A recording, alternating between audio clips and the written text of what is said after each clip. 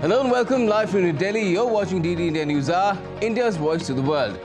I'm Gautam Roy, and coming up over the next hour, India's Prime Minister Narendra Modi launches the 3-day Global Partnership for Artificial Intelligence Summit in New Delhi, calls for a worldwide framework for ethical and responsible use of AI. India's financial services praised at a global conference on financial inclusion. Public welfare schemes receive global appreciation and recognition. COP28 ends after 13 days of deliberations. The final draft after furor over omission of phasing out fossil fuels still to be published. And Ukrainian President Volodymyr Zelenskyy meets US lawmakers on Capitol Hill to make a last-ditch plea to keep military support flowing as he battles Russia.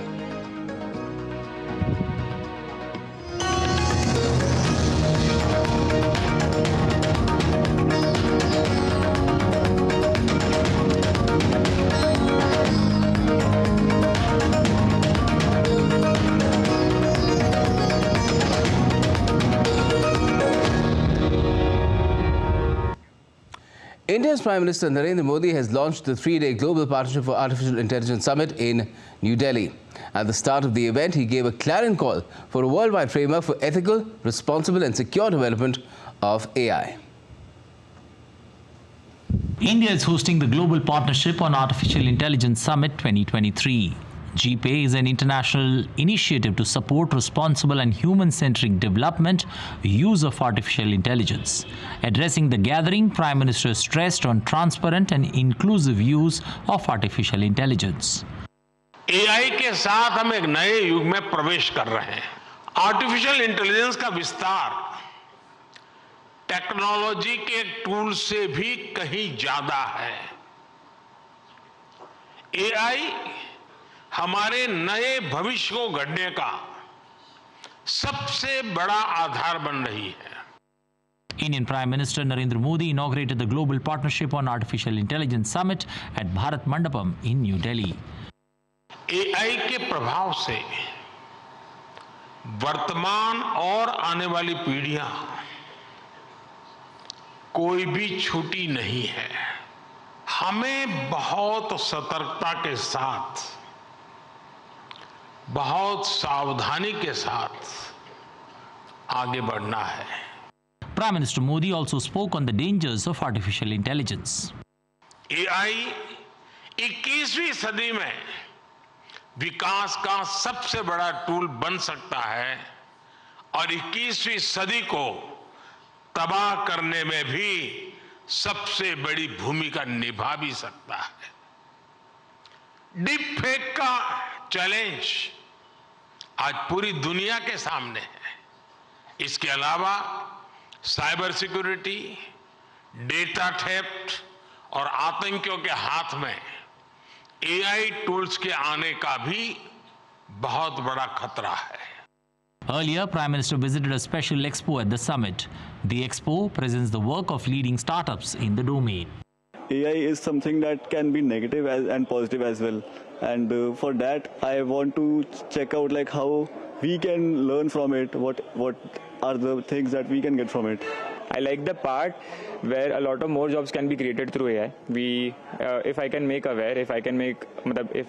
my audience aware about AI, and even one person's life can change, I think that's a very great thing. And they are trying to do it on a larger scale. I like that about the conference. GPAI Summit 2023 is focusing on 4 core themes: responsible AI, data governance, future of work, innovation and commercialization. India's leadership at the summit is expected to steer global deliberations on AI towards democratizing its use for public good. At the Global Partnership on Artificial Intelligence Summit, Prime Minister Narendra Modi presented a vision for sustainable use of AI. In the next couple of days, AI stakeholders from across the world will deliberate and work towards an actionable agenda. With camera person Sumit Dhiman, Shubhendu Ghosh for DD India in Delhi. India's President Draupadi Murmu on Tuesday said AI and technological developments offer unlimited transformative possibilities, but it's also important to address ethical dilemmas arising out of their use. President Murmu was addressing the second convocation of Indian Institute of Information Technology in the city of Lucknow on Tuesday. अन्य समकालीन तकनीकी विकास असीमित एवं अभूतपूर्व developmental एवं transformative संभावनाएं प्रदान करता है, लेकिन हमें महात्मा गांधी का एक कथन भी याद रखना होगा, knowledge without character is a sin. The Indian government's flagship program, AI for All, has laid the foundation for inclusive AI adoption, ensuring that the benefits of this transformative technology reach every corner of the nation. The Modi government has established the framework for mainstream AI adoption, and the AI job market has experienced a surge with more job opportunities. Now, as the famed investor Warren Buffett said at a company meeting, you can't uninvent it, but there's a growing worry about the role artificial intelligence will play in the future. According to a recent Pew Research survey, over half of Americans are more concerned than excited about the technology, with challenges ranging from data privacy to job displacement. Patrick Falk explores some of the issues at stake and looks at what's being done to address them. It's estimated today that there are more than 1 billion security cameras worldwide. They're tracking and recording every move and every moment. With the advent of artificial intelligence, experts say we're seeing a seismic shift towards autonomous surveillance systems with the ability to process vast amounts of data and identify patterns and anomalies to create a new world of possibilities for law enforcement and security. It's also ripe for abuse. This was one of the key sticking points on a European Union rulebook to regulate AI. Europe has positioned itself as a pioneer. Members reached a provisional deal on Friday to move forward with the legislation. They agreed governments can only use real-time biometric surveillance in public spaces to prevent specific threats like terrorist attacks or to search for suspects in serious crimes. This is yes, I believe, a historic day. Untargeted scraping of facial images on the internet to create facial recognition databases or social scoring based on social behavior, for example, are banned.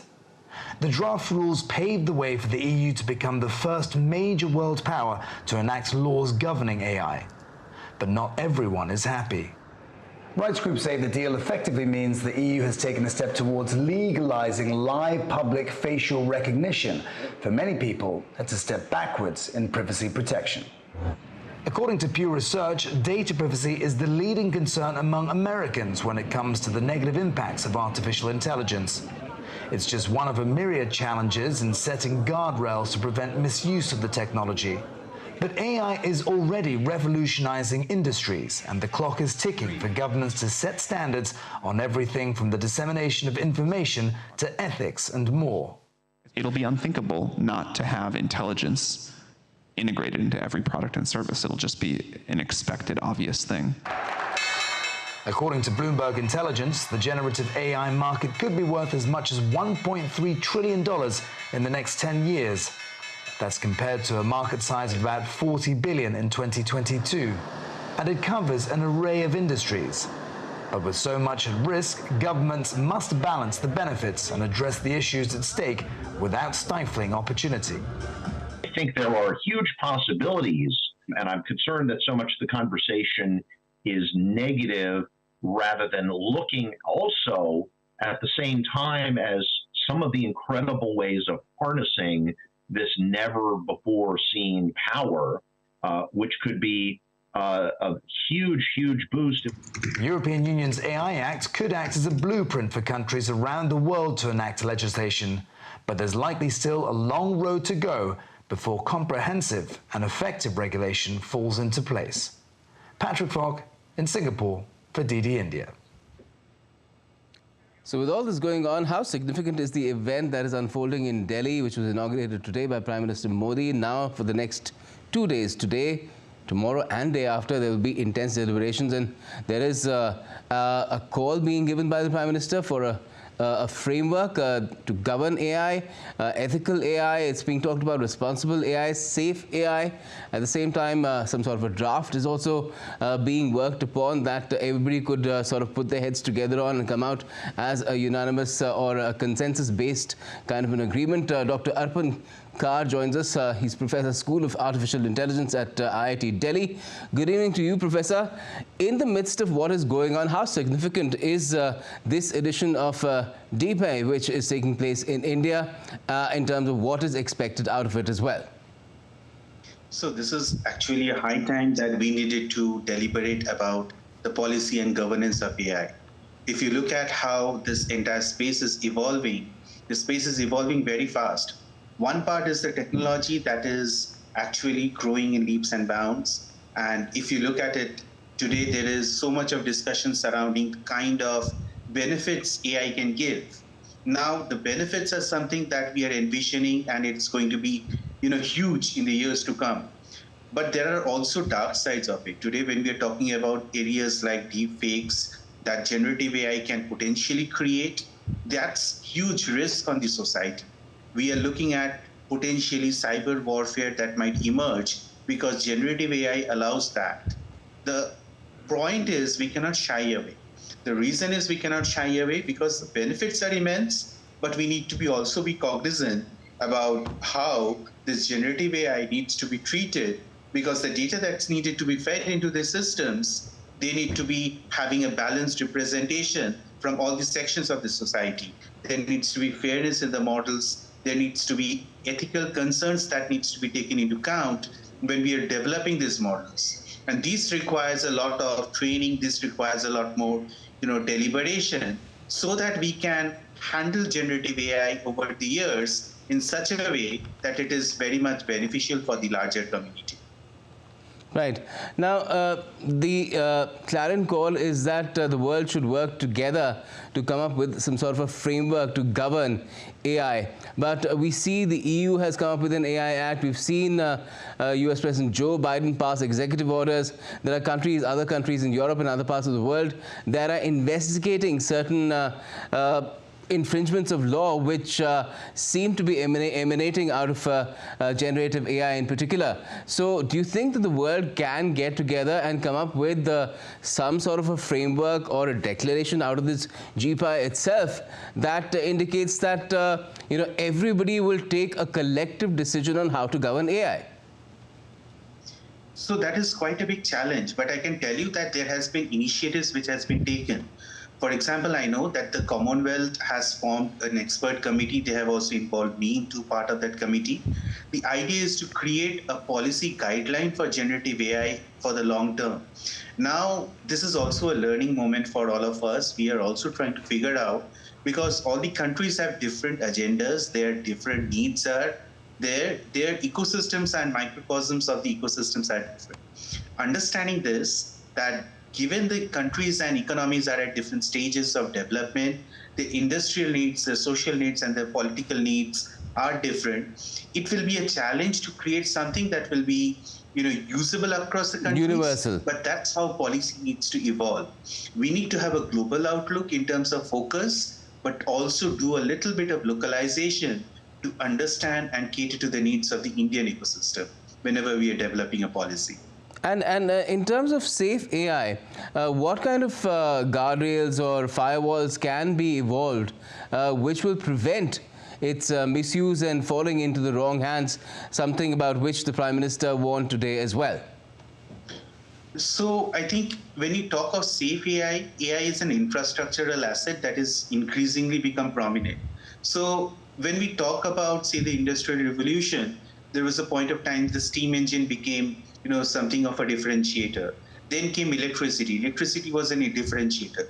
Today, electricity is a basic infrastructure that all of us are looking for. Similarly, AI is going to be an infrastructural asset that everybody needs to, do for. Now, what will happen is, today we know how to harness the power of electricity. Electricity, if it is not harnessed properly, people can die because of it. There can be fires in, different systems, but we have managed to live with it.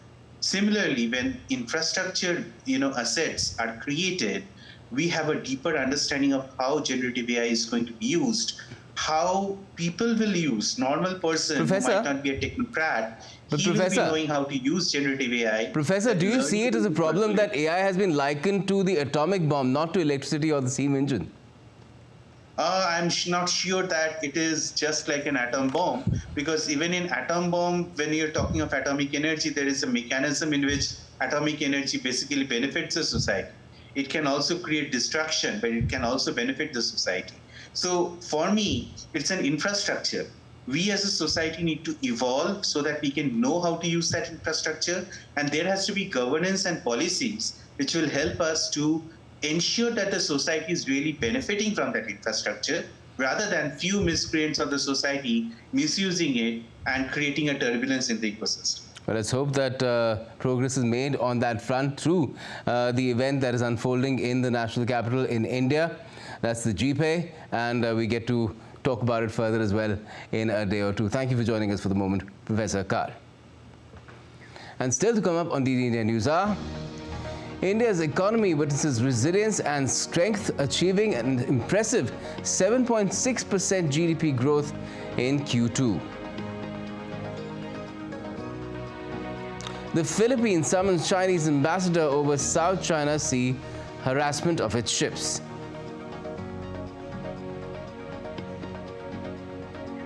And a Pakistani court overturns ex-Prime Minister Nawaz Sharif's last graft conviction.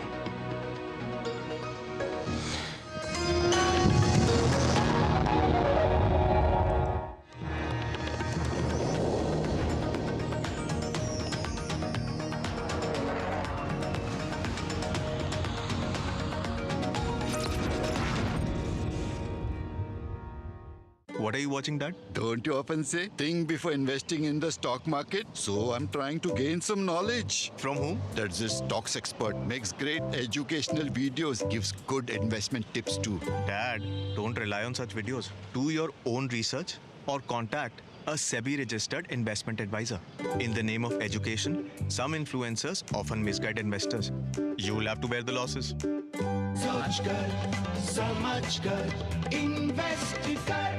Do you know there's an investor protection fund for investors, IPF, but if your trade isn't executed on the exchange, or if it's some guaranteed return scheme, then even IPF will not be able to help you. And what if your broker becomes a defaulter? Then? In that case, IPF can provide you with compensation. Where did you learn this? NSE's website.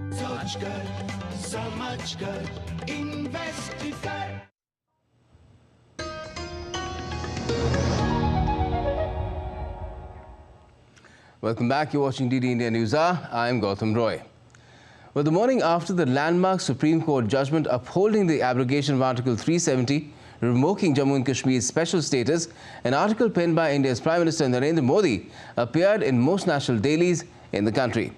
The PM has hailed the judgment, saying it has upheld the sovereignty and integrity of India and provided a clean canvas for every J&K child in the future.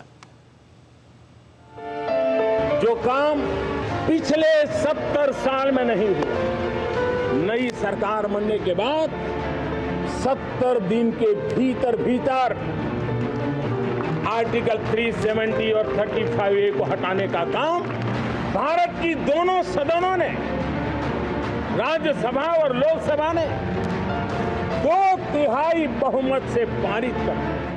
The Indian government's decision on future of Jammu and Kashmir got the Supreme Court's stamp of approval. Prime Minister Narendra Modi's syndicated article, which appeared in multiple national dailies on Tuesday, spells out the historic nature of the verdict. Prime Minister, while mentioning the human aspects of the matter, wrote, "The Supreme Court has strengthened the spirit of Ek Bharat, Shresth Bharat. It has reminded us what defines us are bonds of unity and a shared commitment to good governance. J&K witnessed the worst forms of violence and instability over the last 7 decades, which its people never deserved. A duality over Jammu and Kashmir was allowed due to centuries of colonization, which created a confused society. J&K became the victim of a confused mindset. India had a chance to make a fresh start for national integration at the time of independence. Instead, we continued with a confused approach, ignoring long-term national interests. The Supreme Court rightly observed that decision on August 5, 2019 was taken to enhance constitutional integration. The court also recognized that Article 370 was not permanent in nature. न्यायालय ने माना कि अनुच्छेद 370 एक अस्थायी प्रावधान था, इसमें कोई शंका कुशंका नहीं है। ये संवैधानिक सत्य है कि धारा 370 अस्थायी समाधान। Prime Minister Modi also wrote, India had a chance to make a fresh start for national integration at the time of independence, but a confused approach prevailed, ignoring long-term national interests. एक गलत फैसला हो जाता है, कितने भी बड़े आदमी से हो सकता है, किसी भी पार्टी से भी हो सकता है, मगर जब इतिहास सिद्ध कर दे, समय सिद्ध कर दे, ये फैसला गलत है, देश के हित में वापिस आना चाहिए। अभी भी मैं कहता हूं, वापिस आइए, वरना जितने बचे हो इतने भी नहीं बचोगे। PM further writes that Jammu and Kashmir wasn't simply a political issue. It was instead one which was about realizing people's aspirations. We are very happy with the Supreme Court's judgment. A lot of development has taken place here in Jammu and Kashmir after the removal of Article 370. Stone pelting has stopped. Any common man can now peacefully ply his business. Whatever decision the Honorable Supreme Court takes in the future or has taken in the past will be in the interest of the nation. Clearly, Prime Minister's voice also finds an echo among people in Jammu and Kashmir and Ladakh. The government's decision to scrap Articles 370 and 35A, followed by the top court's verdict, have paved the way for a new Kashmir in step with a new India. Gautam Roy's report for DD India. A report on Inclusive Finance 2023 was released at the two-day event under the aegis of India's Finance Ministry on the occasion of the Global Inclusive Finance Summit in India's capital, New Delhi. During the two-day program, the directions set for the future of finance under India's G20 chairpersonship, digital finance and MSME finance are being discussed. India's financial services were highly praised at a global conference on financial inclusion in New Delhi. During the event, India's public welfare schemes like Jan Dhan, Mudra, insurance schemes and others, as well as digital public infrastructure, received global appreciation and recognition. Jan Dhan Yojana has benefited more than 510 million people in the country over the last 10 years. $25.17 billion in Jan Dhan accounts tells the story of financial inclusion in the country. The world's largest women's financing scheme, Self-Help Group, has completed 30 years. More than 160 million women have benefited from financial services with more than 13 million SHGs. The share of women among the workforce in India increased to 37% by 2023. In 2014, finance was available to 21% of women. In 2014, finance was available to 21% of women.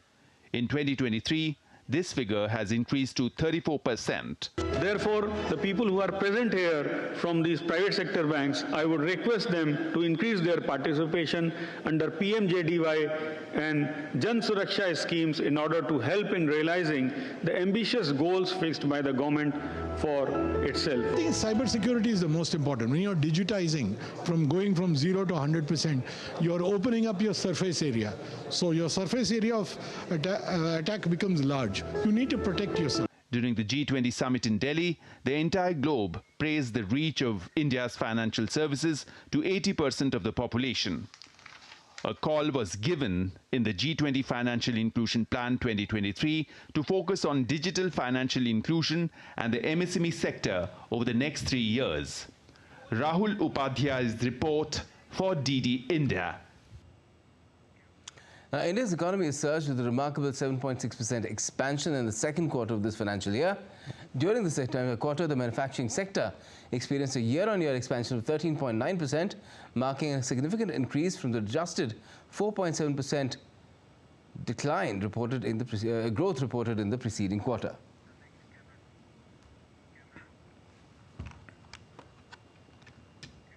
Now, during the ongoing winter session of the Indian Parliament, Key bills related to women's reservation in Jammu and Kashmir and Puducherry assemblies, as well as appointment of the Chief Election Commissioner, along with other bills, were also passed in both the upper house and the lower house on Tuesday. Here's the report. Tuesday, in the ongoing winter session of Indian Parliament, two important bills related to Jammu and Kashmir and Union Territories were tabled in the lower house of Indian Parliament, Lok Sabha, and after discussion, the Lok Sabha passed Jammu and Kashmir Reorganization's Second Amendment Bill 2023. The bill related to reserving 1/3 seats for women in Jammu and Kashmir Assembly and Puducherry were also discussed and passed by the Lok Sabha. आज drone दीदी हो चाहे लखपति दीदी बनाने का माननीय प्रधानमंत्री जी का संकल्प हो, आज इससे भारत में महिलाओं को अधिकार और उत्थान का रिकॉर्ड बनने वाला है. The demands for additional grants for the financial year 2020-2021 and the supplementary demands for grants of the first part for 2023-2024 were also passed in the Lok Sabha after discussion. गरीब लोगों के लिए हमने पीएम गरीब कल्याण अन्न योजना के तहत अगले 5 साल तक ये मुफ्त अनाज रेशन में दे रहे हैं. उसके लिए 5,500 करोड़ रुपया इसके द्वारा, ये सप्लीमेंट्री डिमांड्स के द्वारा हम दे रहे हैं. While the Chief Election Commissioner and other election commissioners' appointment, conditions of service and term of office Bill 2023 was passed in the upper house, Rajya Sabha. This bill was tabled by Union Law Minister Arjun Ram Meghwal, who said this bill will further strengthen the impartial process of the Election Commission in the country. Supreme court ने एक PIL को सुनते समय एक फैसला दिया, until the parliament makes a law in consonance with the Article 3242 of the Constitution. तो इस फैसले के अनुसरण में सरकार ये बिल लेकर के आई है. According to the bill, the salary and service conditions of the CEC and EC will be at par with that of the Cabinet Secretary. Under the 1991 Act, it was equal to the salary of a Supreme Court judge. The Election Commission will consist of a Chief Election Commissioner and other election commissioners. The President will decide the number of election commissioners from time to time. Union Home Minister Amit Shah introduced the 3 amended bills which will replace the criminal laws in the country in the Lok Sabha. The Philippines has summoned Chinese ambassador to Manila over the South China Sea tussle, where Chinese boats have been aggressively harassing Filipino vessels in a disputed part of the waters. Here are the details. The biggest flashpoint has been the South China Sea, where certainly over the past few days, another confrontation has been reported between China and the Philippines. The Philippines Foreign Ministry said on Tuesday it has summoned China's ambassador to Manila to protest back-to-back harassments in the South China Sea at the weekend as long-standing geopolitical tensions continue in the strategic waterway. The Philippines will never be deterred from exercising our legal rights over our maritime zones, including Bajo de Masinloc and Ayungin Shoal, which forms part of our exclusive economic zone and continental shelf. On the one hand, China claims almost the entire South China Sea a conduit for more than $3 trillion of annual shipborne commerce, including parts claimed by the Philippines, Vietnam, Indonesia, Malaysia and Brunei. But the Permanent Court of Arbitration in 2016 said China's claims had no legal basis. China has lodged a strong protest with the Philippines and has urged the Philippines to cease its violations and provocations at sea. 非方船只不顾中国海警船警告， China firmly opposes the Philippine side's attempt to occupy Renai Reef and has already made China's solemn position clear to Philippine side through multiple levels and channels. We urge Philippine side to cease its violation and provocations at sea, to stop its unwarranted attacks and smears against China, and to refrain from acts that undermine peace and stability in the South China Sea. 中国外交部已就此向菲方提出严正交涉。 The Philippines on Monday called the actions of Chinese vessels against its boats carrying out South China Sea resupply missions over the weekend, including one with a senior Philippine military official aboard, a serious escalation. Manila accused the Chinese Coast Guard and maritime militia of repeatedly firing water cannons at its resupply boats, causing serious engine damage to one and deliberately ramming another. Bureau Report, DD India. A Chinese naval formation led by the aircraft carrier Shandong sailed through the Taiwan Strait on Monday. Taiwan's military sent forces to watch a Chinese naval formation led by the aircraft carrier Shandong sailing through the Taiwan Strait, Taiwan's defense ministry said, as Beijing keeps up pressure ahead of elections next month. The Shandong, commissioned in 2019, last transited the sensitive strait in early November. The latest sailing comes about 1 month before presidential and parliamentary elections on the island. The ministry said in a statement that the formation sailed south through the strait but kept to the western side of the waterway's median line, the Chinese side of the unofficial barrier between the two. Taiwan dispatched appropriate forces to keep watch on the formation without elaborating. Let's now take a look at some other stories that have been making news around the world. Spanish police seized 7.5 tons of cocaine from the port of Vigo in one of the biggest drug busts by volume in the history of Galicia in Spain. Reportedly from South America, the drugs had been hidden inside frozen tuna fish due to be distributed across Europe. A total of 20 people have been arrested. Close to 500,000 Afghan refugees have returned to Afghanistan from Pakistan over the past 2 months. The mass movement followed Pakistan's decision, where it gave undocumented migrants in the country until the 1st of November to leave. The UN Refugee Agency issued a stark warning, cautioning that Afghans crossing the border from Pakistan could face life-threatening conditions this winter without adequate shelter. And Poland's newly appointed Prime Minister Donald Tusk said on Tuesday his country will demand the full mobilization of the West to help Ukraine. The Polish president also added that it will regain a leadership position in Europe and will be a strong part of NATO. Poland's parliament backed Tusk to become Prime Minister on Monday, ending 8 years of nationalist rule. And still to come on DD India News Hour, we'll analyze the fine print of what emerged in COP28 conference in Dubai with a leading expert. A looming election rematch next year between US President Joe Biden and his predecessor Donald Trump would be closely fought according to the latest polls. And EU ministers meet in Brussels to discuss Ukraine's membership.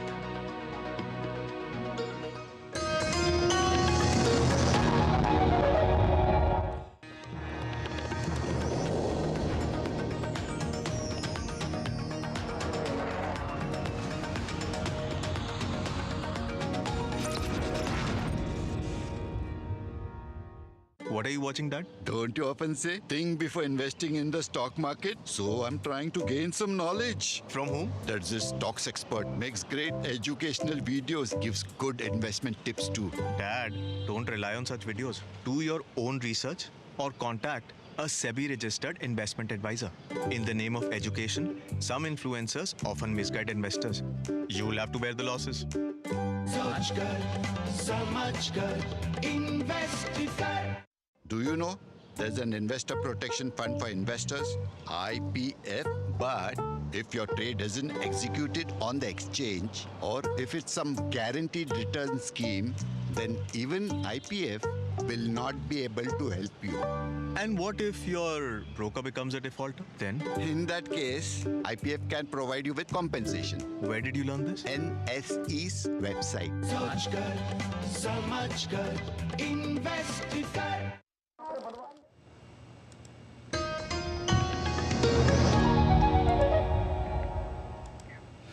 Welcome back. You're watching DD India News Hour. I'm Gautam Roy. Before we go any further, another look at our top stories. India's Prime Minister Narendra Modi launches the 3-day Global Partnership for Artificial Intelligence Summit in New Delhi, calls for worldwide framework for ethical and safe use of AI. India's financial services praised at a global conference on financial inclusion. Global welfare, that is public welfare schemes, receive global appreciation and recognition. And COP28 ends after 13 days of deliberations. The final draft, after furor over omission of phasing out fossil fuels, is still to be published.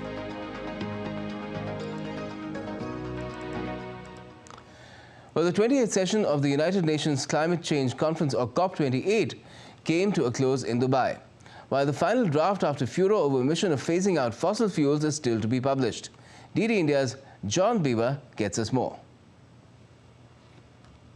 Take your seats so that we may begin. The 28th session of the United Nations Climate Change Conference, or COP28, in Dubai concluded on Tuesday.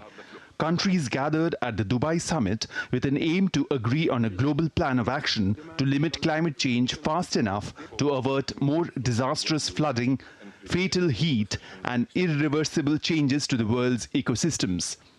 We've been seeking the right balance between those elements, but this is a process of the parties. It's a question of how ambitious the parties truly are and where they want the balance to be. That is what we're negotiating about.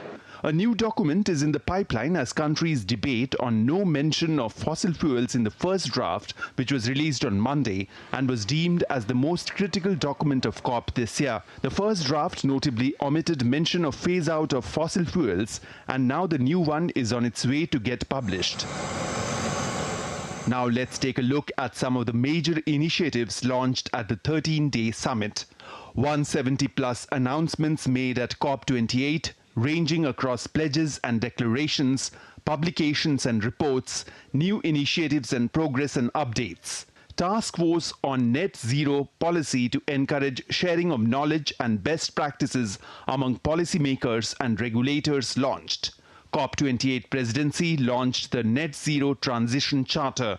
Global Renewables and Energy Efficiency Pledge. 100-plus countries agreed to triple renewable energy capacity by 2030. Global Cooling Pledge. 66-plus countries agree to reduce cooling-related emissions by 68% globally. 52 signatories of the Oil and Gas Decarbonization Charter commit to net zero operations by 2050. Utilities for Zero Alliance launched with 31 partners. Countries of Latin American and Caribbean Renewables Hub raised target for renewable energy in total electricity generation to 80% by 2030. 78 countries and 40 organizations endorse COP28 UAE Declaration on Climate Relief, Recovery and Peace. 141 countries join COP28 UAE Declaration on Climate and Health, commit to advancement of climate-resilient development. COP28 presidency launches UAE Declaration on Sustainable Agriculture, Resilient Food Systems and Climate Action. COP28 high-level champion announces launch of COP28 Joint Statement for Climate, Nature and People. Azerbaijan has been announced as the host of next year's climate summit after fraught negotiations. Now all eyes remain on the ongoing negotiations at COP28 with the hope that parties will deliver an ambitious agreement that sets the world on a path to a more sustainable future. All 198 countries have to agree on the final text that this climate summit is hoping to produce. One aspect that is being seen as positive, a wide-scale pledge by many countries to triple the amount of renewable energy that's produced by 2030. John Beaver in Dubai, reporting for DD India. Okay, let's talk about this rather interesting conclusion, which is not really a conclusion because the draft is still being deliberated. We have Professor Mohan Kumar, Mohan Kumar joining us, former senior diplomat. Good evening to you, Ambassador. What do you make of this? I mean, how unusual is this really, where the Conference of Parties, the 28th edition, is officially over, but since a revised draft is awaited, there will be negotiations that will still go on. Thank you very much for having me. Not very unusual, Gautam. COP meetings have had a historical record of... Yes, they've run over time. Yes, overrunning the time schedule. In diplomatic parlance, it's called stopping the clock. So literally midnight today, they can stop the clock and say that, okay, we will still pretend it's Tuesday and try to finalize the deal. I think what is unusual is the draft which was put out, because if you are president of a conference like the COP, you don't put out a draft until and unless you have reasonable assurance. Let's say 99% of the draft should not contain brackets or should not contain unagreed texts. I think what was a bit of a shocker was that the draft did not get any traction, and a lot of countries, almost numbering 100, felt that if there was going to be no mention at all of fossil fuels, then they will not sign on to a text. There was mention of fossil fuels, but not of a phase-out. Sorry? There was mention of fossil fuels, but not of a phase-out. Correct. So I think what we are now seeing in the final text, if it does come out at some point, will be three choices. One, you have a complete phase-out of fossil fuels. I would consider it extremely unlikely. The second is a phase-out of unabated fossil fuels, and that is, for your viewers, the distinction is fossil fuels which are not captured by carbon capture technology and the latest technology, that is referred to as unabated fossil fuels. And last but not least, can you have a phase down of fossil fuel? That is reduction of fossil fuels, not a phase out, over time, in a just manner, in an equitable manner, in an orderly manner. I would now wager, if you ask me, that as mentioned is perhaps the only possibility, considering that Dubai is holding, the UAE is holding the presidency, Saudi Arabia has made its views known, China and others are also in play. So I think we will have to look at some language which actually says you can have a reduction of fossil fuels over time in a regular, just and equitable manner. And if still there is no agreement, then what would that do to this entire COP process? How will its credibility, its future really be seen? No, it'll be a bit of a disaster if there is no language and no agreement on fossil fuels, because the dynamics of negotiations in a COP meeting is you've got the big emitters, the two big ones, United States, China on the one hand.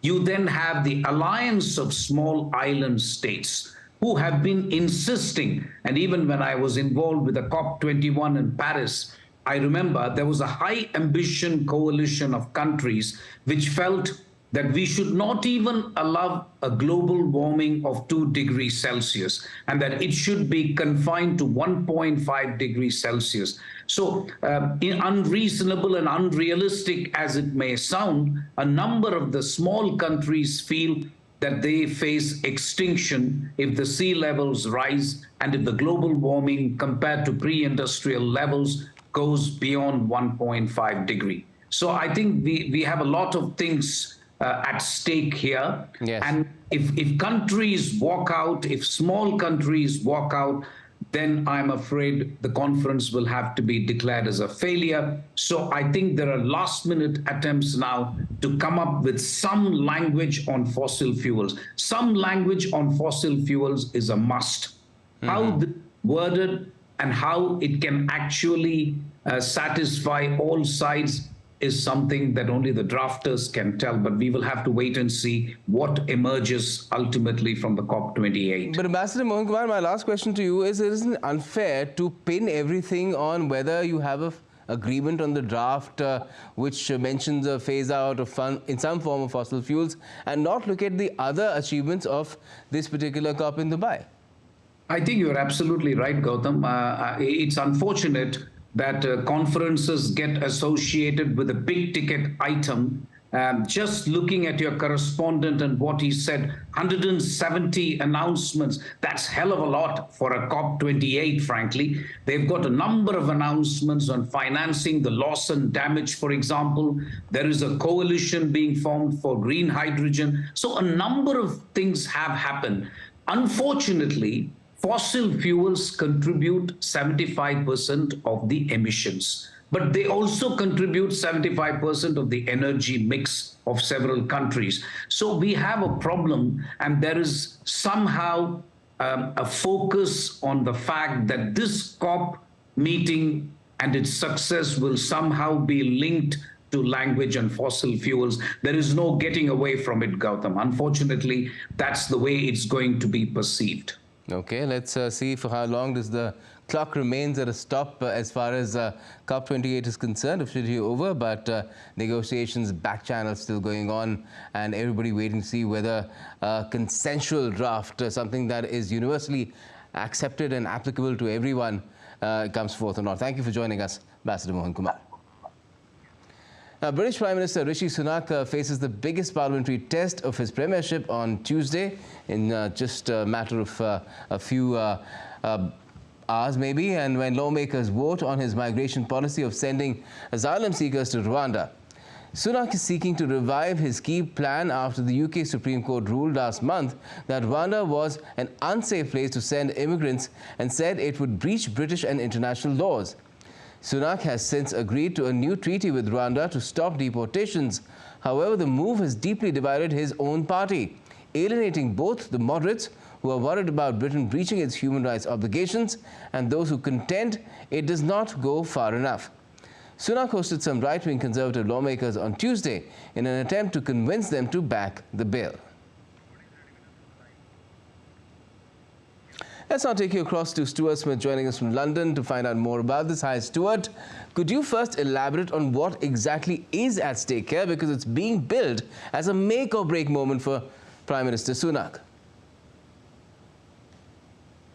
Yeah, when it comes to the politics of this, it's a make-or-break moment, not just for Rishi Sunak, the Prime Minister, but to an extent the Conservative Party as well. But let's start with Rishi Sunak, who's trying through this bill to balance a host of differing views within his own party about how to make this flagship policy go ahead. And that's what's key here. This is something that even as far back as Prime Minister Boris Johnson was proposed. It's a piece of legislation which has garnered a lot of attention, which has been hailed as the solution to one of the most emotive policies in British politics, and yet still has not found a solution.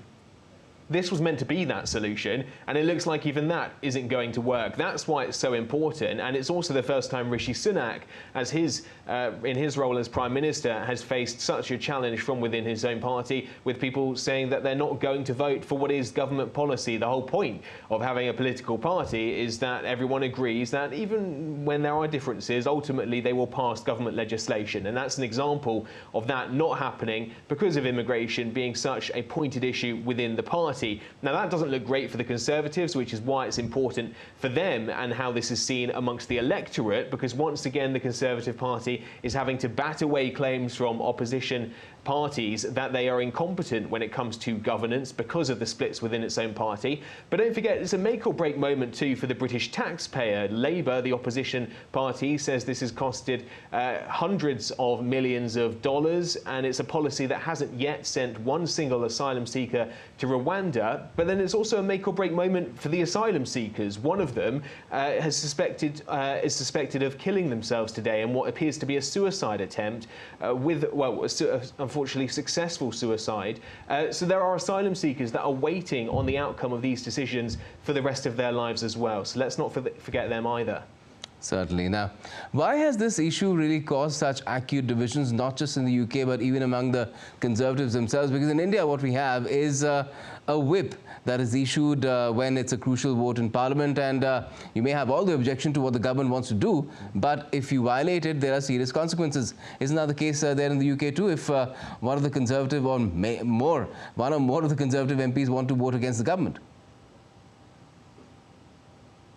Yeah, absolutely. We have whips here, and there will be, on occasion, a 3-line whip imposed, which is when people are told they must vote for the government or else be expelled from the party. But that only works if you think that you still have enough support that even a 3-line whip will get everyone on board. Many of these politicians are not looking ahead just to the next election, but the one after that. And they know that a more right-wing position within the Conservative Party, a more stronger stance on immigration is something that their voters are calling for, and for them would be a red line anyway. So even with such a three-line whip, it's not necessarily the case that the legislation would pass. So Rishi Sunak, the Prime Minister, in a piece of strategy, has decided not to impose that, on the understanding that that could be an even bigger blow to his party should people still decide to not vote for the government and instead accept being kicked out of the party, which is still looking like a real possibility amongst a significant number of his own MPs, with the legislation due to be voted on in a few hours' time. Many people, influential people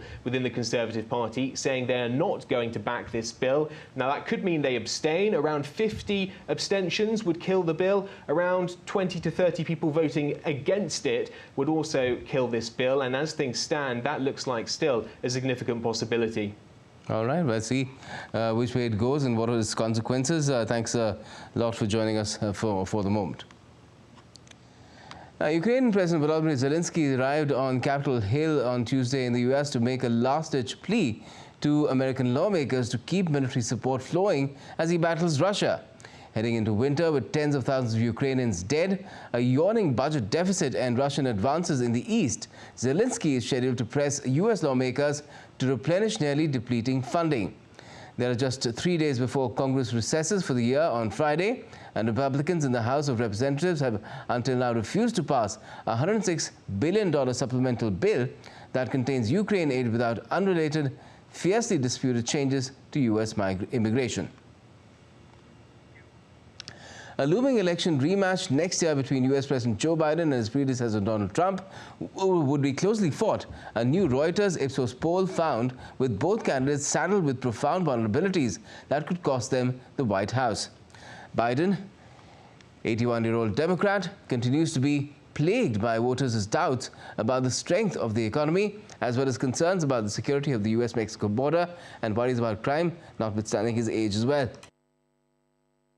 Republican former President Trump faces his own worries, including 4 criminal trials on a bevy of charges related to his attempts to overturn the 2020 presidential elections and his handling of classified documents. A conviction prior to the 5th of November 2024 elections could cost him significant support. The poll showed Trump with a marginal 2-point lead in a head-to-head matchup, 38% to 36%, with 26% of respondents saying they weren't sure or might vote for someone else. Now, a Pakistan court on Tuesday overturned a conviction and corruption case of former Prime Minister Nawaz Sharif, removing one of the last major hurdles for him to qualify to contest national elections in February. Sharif was sentenced to 7 years in jail and imposed with a heavy fine by an anti-corruption court in December 2018 in the Al Azizia steel mill corruption case. His Pakistan Muslim League Nawaz party says he is a candidate to become Prime Minister for a 4th term as a veteran politician arrived back in Pakistan this year. The Viksit Bharat Sankalp Yatra has reached the district of Nainital in India's northern state of Uttarakhand, where it has been spreading information regarding the union government's welfare programs and schemes. The IEC vans at the center of the Viksit Bharat Sankalp Yatra have emerged as a dynamic tool as they continue to traverse different districts. The Yatra was welcomed with enthusiasm and active participation from the local communities. India's Bharatiya Janata Party on Tuesday named Bhajan Lal Sharma as the new Chief Minister of the state of Rajasthan. The BJP has selected Diya Kumari and Prem Chand Bairwa as Deputy Chief Ministers of the state as well. In the recent assembly elections, the BJP won 115 out of a total of 200 seats. And still to come on DD India News Hour, Iran's late Mahsa Amini, who died in police custody last year, and the Women Life Freedom Movement are awarded the EU Parliament's Sakharov Rights Prize.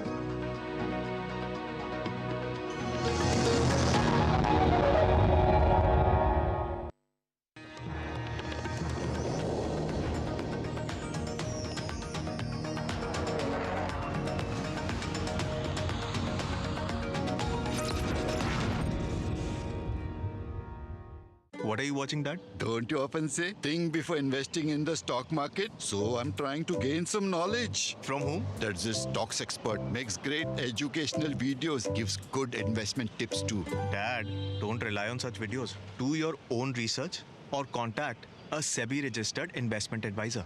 In the name of education, some influencers often misguide investors. You will have to bear the losses. सोच कर समझ कर invest कर Do you know there's an investor protection fund for investors, IPF, but if your trade isn't executed on the exchange or if it's some guaranteed return scheme, then even IPF will not be able to help you. And what if your broker becomes a defaulter then? In that case, IPF can provide you with compensation. Where did you learn this? NSE's website. सोच कर समझ कर invest कर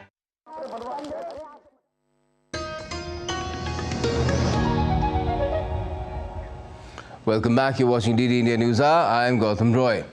Iranian woman Mahsa Amini, who died in police custody last year, and the Women Life Freedom Movement in Iran will be symbolically awarded the EU Parliament's Sakharov Rights Prize. The award, also for the broader Women Life Freedom Movement, is the latest international recognition for the women challenging Iran's religious government after jailed activist Nargis Mohammadi was given the Nobel Peace Prize. And time now to get you all the sporting updates as well. Now, all updates from Khelo India Para Games first.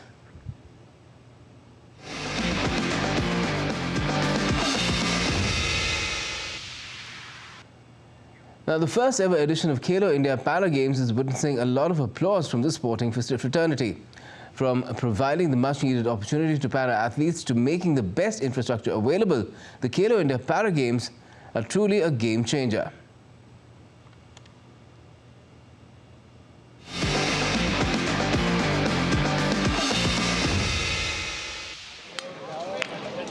The inaugural edition of Khelo India Para Games is receiving a lot of applause from not only the para players but international athletes and sports fans as well.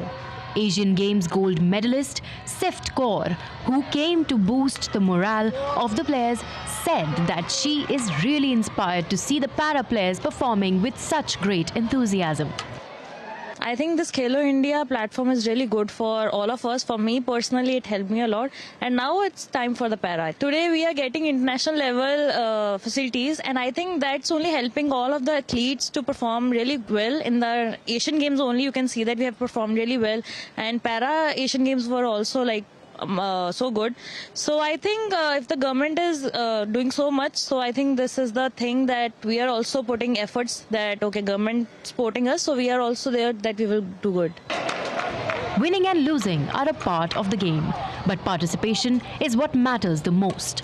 Speaking on the inaugural edition, para badminton player Harshit thanked Prime Minister Narendra Modi for providing them with a great opportunity. Thanks to our Prime Minister Modi and all sports officials, and especially thanks to Mr. Gaurav Khanna sir. This is my second chance I have played para badminton. I feel very good. Not only me, but all para shuttlers feels good. This is biggest opportunity for all para shuttlers. Many young kids who came to witness the para athletes in action cheered for their favorite star athletes as well. One of the students who now aspires to become a cricketer expressed his excitement. I like to play cricket. Why? Because my inspiration is like MS Dhoni, and I follow him so much. And because of him, I want to play cricket in the future. You were cheering a lot for all the badminton players. Are you enjoying the matches? Yes. This is your first time watching a match? Yes.